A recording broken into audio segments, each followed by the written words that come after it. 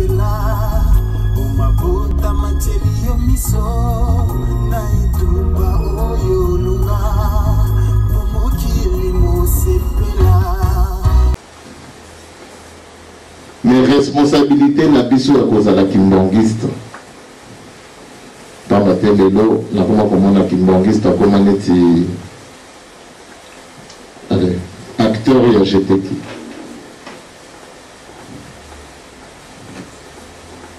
Donc comment cause le fait d'être kimbongiste comme un rôle, comme j'aime le dire, sans en assumer les responsabilités. Être kimbongiste, ce n'est pas un rôle que quand je rentre ici, je joue à Dieu. Ce qui n'a commis n'a côté à aller, je joue mon rôle de Dieu. Ça devient comme de la comédie. Moutounion, surtout kimbongiste, union, surtout dans mon ogonaye, papa Banzambe. Mounene à papa Simon Kimbango. Ce qui n'a pas les gars qu'à 9 mois depuis papa Simon Azalea, quand il nous parle de la grandeur de papa Simon Kimbango.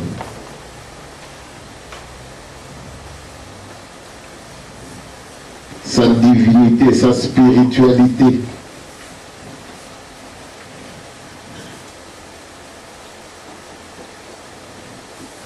Mais malgré une telle matière, Yonanga itozali kaka capable de apporter une solution na mokili ezali te moto mwendo te na mokolo lelo azali kaka na passe.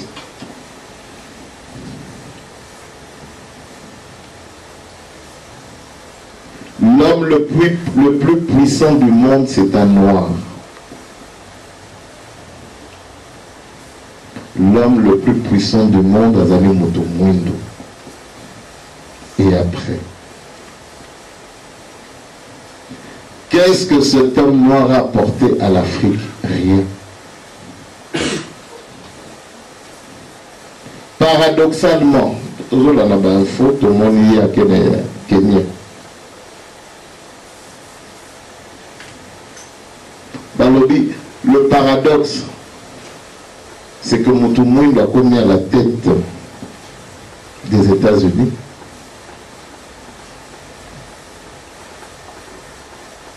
Ils ont dit que dans la logique, un homme noir, bon, par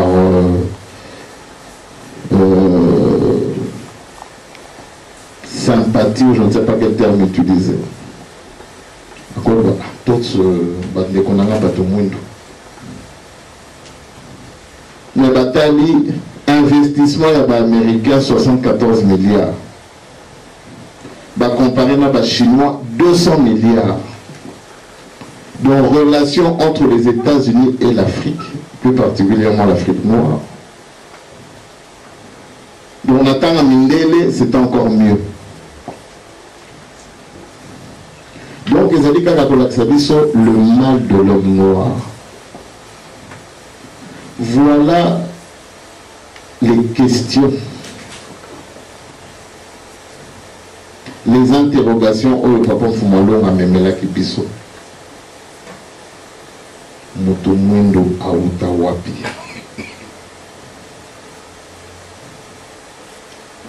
C'est une question qui ne nous intéresse plus. Ce n'est même plus un souci pour la Yonanga Kimbangiste. Pambate déjà Yonanga Kimbangiste aux alliés commis tout na soki to Wapi. Kimbangiste to bosani et pas to outi.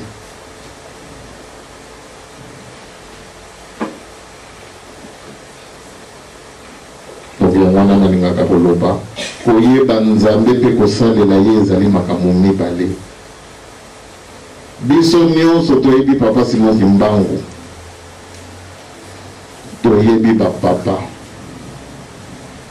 Et après,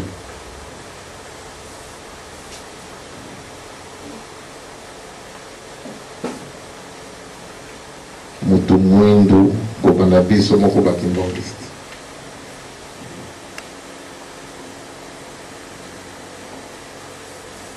Pasi na biso lelo, biso na bino, ndenge na kolobaka mingi na bandeko na ngai tozoluka toteya bandimi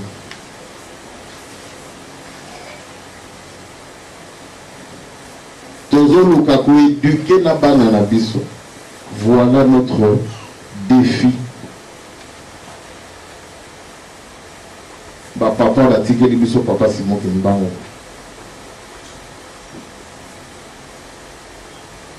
Biso tokotikela bandimi nini, tokotikela bana na biso nini.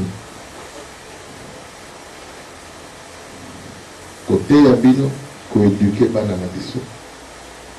Parce que les papas nous ont transmis des valeurs. Les papas nous ont transmis la civilisation kimbanguiste. La philosophie, donc le kimbanguisme. En dépit de tout ce que nous savons de papa Simon Kimbangu, posons-nous les bonnes questions.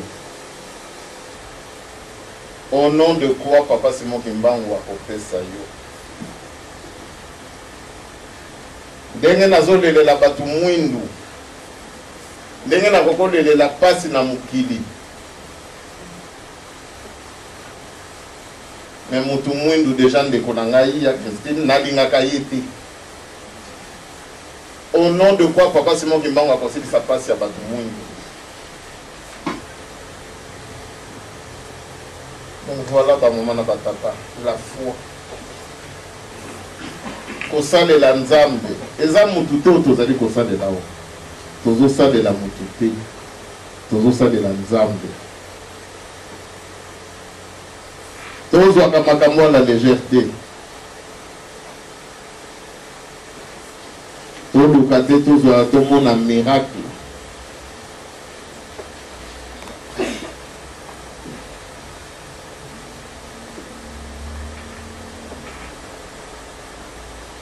Nous avons besoin de ce miracle, tout le monde a pas comme fumé long à bien la bissoire.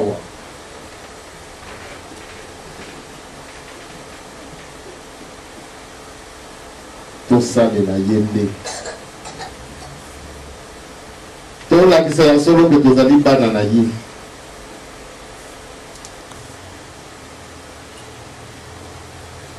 Natang wana de passer yi. Pasi ya mutu mwindu ezali kaka ko simplifier. Dans le bilan le plus puissant du monde mutu mwindu mais total en États-Unis ndenge batu mwindu bazokufa pour un oui ou pour un non. Et si quand on a nazoloba non, papa était merveilleux. Il faut toi inventer momoko ya sika pour na to définir mutu azali visionnaire. Donc même le mot visionnaire est faible. Il faut te définir. Il faut que kombo ya sika. Batamaye le bafanda ba inventer kombo ya sika pour na kolakisa munene ya papa.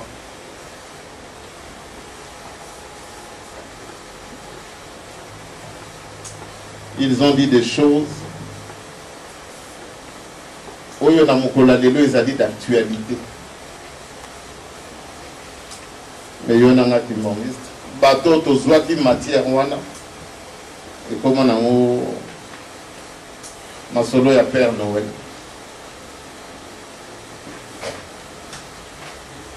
Biso moko ba kimbanguiste tozali ko démystifier ba papa.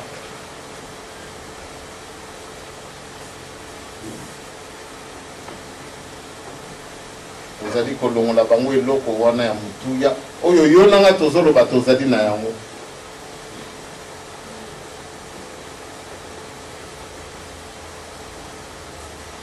Il y a solo responsabilité na biso bana ba papa.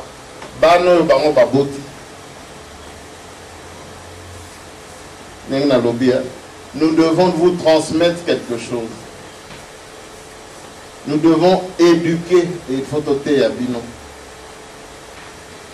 Quand on nous a sali mutu son image, Satan n'a pas sali son image na yo. Article biso choix to pona. Vous voulez être à l'image de qui? On hésite. Je vais être kimbanguiste. Je veux être kimbangiste selon Satan. Donc voilà, bana papa Simon. Oye banzambe pe kosalela ye ezali makambo mibale. Petit à petit, tokokoma bakimbangiste non pratiquant. Tosambelaka le 22 mars, le 17 mars, le 25 mai. Voilà. À titre posthume, tokomo katsaba papa. Ce n'est plus en tant que des chrétiens ou des kimbangistes. Mais Baki Papa Diangenda, d'où j'avais une certaine affinité avec lui, raison pour laquelle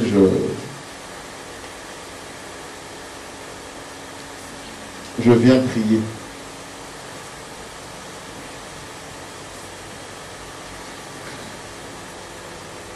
Donc, ok, Baba n'a pas passé mon mal. C'est quand on met tout dans la mise sur papa, est-ce que vous allez sage?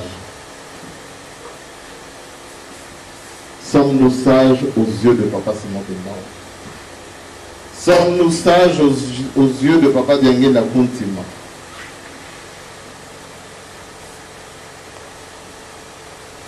Au nom de quoi papa Fumalong il faut appeler Sangaï le Gongana Sengi? Au nom de quoi?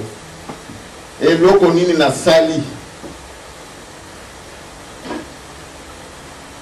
On a papa Fumalong appelé Sangaï.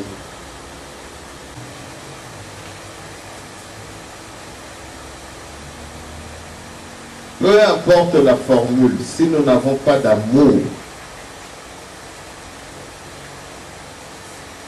et donc on côté. Dans mon papa Fumalong a levé le 2 janvier. Bolingo, Mibeko, Misala. Makambo wana misa tous ceux qui vont négliger mon passe na bine aussi la tête. La preuve elle est là. Donc il y a moi là-bas na papa Simon Kimbangu. Tous amis parfaits et puis soba na 26. Mais tous les gens qui ont battu les locaux, ils ont battu les locaux.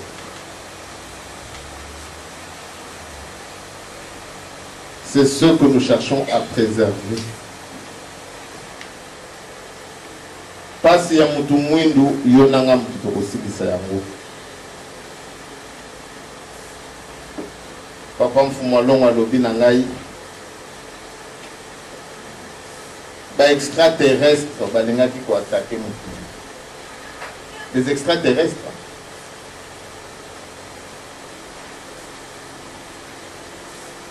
Mais même si pas mon nom, au salaire de moi on a fait.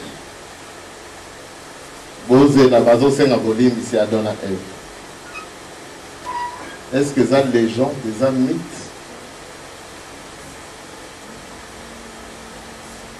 Parce que même avec ça, et après, dans le binabino, ça ne fait rien à vos vies. Les autres matsapé qu'on dit manabino, les autres ça la bine de l'autre côté. Voilà, c'est comme ça. Oh, papa, bah, il y a des civilisation. Ils sont morts au kimbangiste en civilisation, moi, il y a de l'autre côté. Donc, ceux qui passent à Moutoumou, nous aussi, la tête, c'est qu'il y a eu un kimbangiste tout espéré. Tous ont conscience, tout l'amour. Quand il y a papa Simon Kimbangu, il y a solo, il y a billet. Mais après, tous ça va venir dans ma on va l'exhibition. Sepela, uma bota materia miso.